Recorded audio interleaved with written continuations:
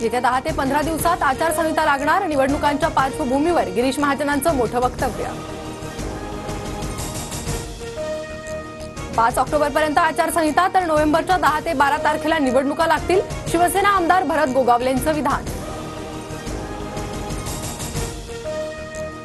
आचारसंहिता लागणार असल्यानं महाविकास आघाडी महायुतीचा बैठकांचा सिलसिला, जागावाटपावरील चर्चांना वेग. महाविकास आघाडीत आजपासून सलग 3 दिवस जागावाटपावर चर्चा होणार, काँग्रेस पक्षाचे नेते व्यस्त, मात्र काहीही झालं तरी चर्चा होणारच, संजय राऊतांची प्रतिक्रिया.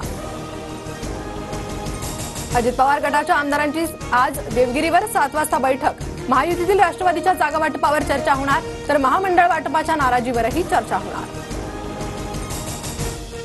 2 दिवसांनंतर जागावाटपावर महायुतीच्या बैठका, शिंदे फडणवीस अजितदादांच्या उपस्थितीत बैठकांचं आयोजन.